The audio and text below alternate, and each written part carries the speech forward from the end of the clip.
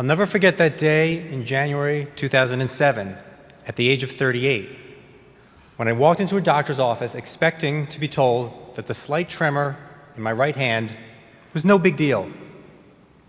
Instead, the doctor told me I had Parkinson's disease. My immediate thought was, how soon am I going to die? I was transported from being a happy, professionally successful, married parent of two wonderful boys into a dark place. How does one react to such jarring, life-altering news? The Holiness Code in Leviticus 19:2 instructs us that you shall be holy, for I, your eternal God, am holy. Holiness is marked by things such as honesty, integrity, justice, charity, love, and devout worship. How does one live a holy life and move forward when faced with such tough news? Back to my diagnosis. My wife, Catherine, sprang into action, purchasing every book about Parkinson's she could find. I came to learn that Parkinson's is a degenerative neurological condition with incredibly varied symptoms. They include everything from the telltale tremor and stiffness to loss of sleep, loss of smell, constipation, memory loss, cognitive decline, and for some, dementia. The pace of the progression of the disease is unpredictable, but for everyone, it is eventually crushing, at least till we find a cure. I spent the first 5 years after diagnosis in a state of denial. I told very few people and changed little about my life. I wasn't being honest with myself or with others. In other words, I was failing the Holiness Code. Over time, the symptoms slowly worsened and were becoming noticeable, so I decided to come out. To be honest, I told everyone about my disease. To my surprise, instead of being rejected as someone less able, less worthy, or requiring pity, I experienced acceptance and support. I was relieved to be living a more authentic life that didn't involve concealing my disease. I became involved with the Michael J. Fox Foundation and started serving as a mentor to others who were trying to figure out how to live their lives with the disease, especially young people like myself.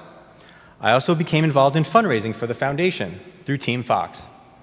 I started small, with a 5-mile run for charity. I told myself Parkinson's did not have to limit me. I could push myself, spread word about the disease, and have some role in funding research to eradicate it. As each year passed, I began to take on challenges I never dreamed of tackling before my diagnosis. For example, as a child, I fell into a swimming pool. I was so traumatized by that event, I have always been terrified of the water. Yet, I signed up for a triathlon as a Team Fox fundraising event after taking remedial swim lessons that barely improved my swimming competence. I can still remember race day, shaking with Parkinson's tremor that worsens with anxiety or excitement. I think it was both. I waded into the water and began swimming when the start whistle blew.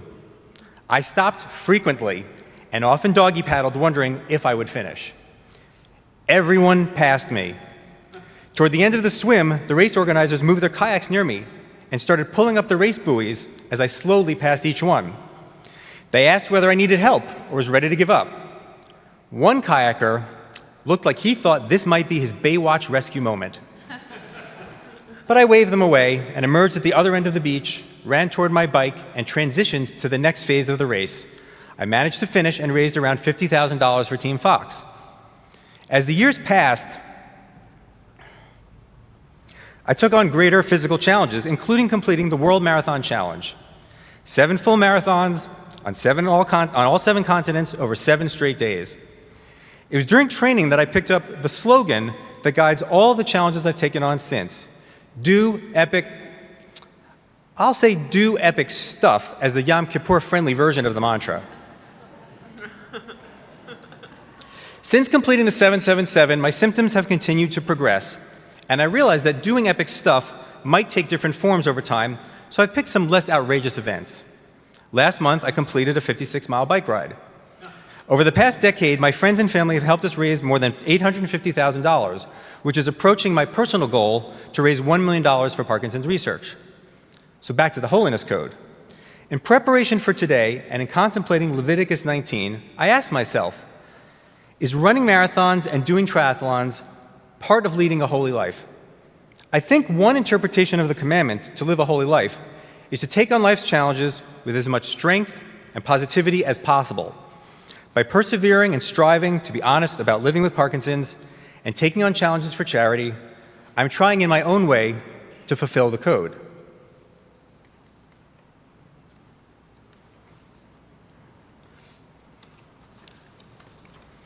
Am I more holy? Upon reflection, taking on challenges and talking with others about Parkinson's has fulfilled me in ways that are truly epic and increased my love for life, for others, and for some higher purpose. Perhaps this is what the command means: you shall be holy, for I, your eternal God, am holy. When I was diagnosed, it was a big blow at first. I didn't immediately take on the approach of living life to the fullest. There was a transition from those early, dark days.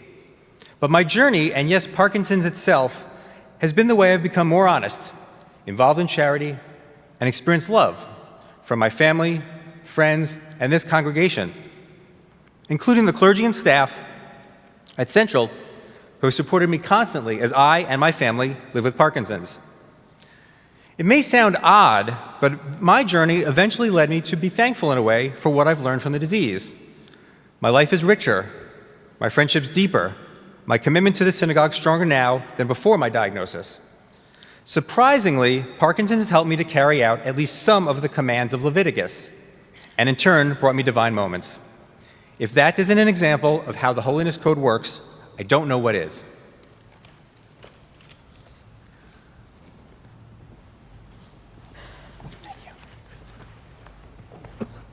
So Bret, you and I have talked about the fact that you did not formally become a bar mitzvah when you were younger. I'll just say the way you live and the way you've taught us today, you deserve the title of bar mitzvah now after all these years because of all you've done. Thank you very much. Thank you. Thank you for teaching us today.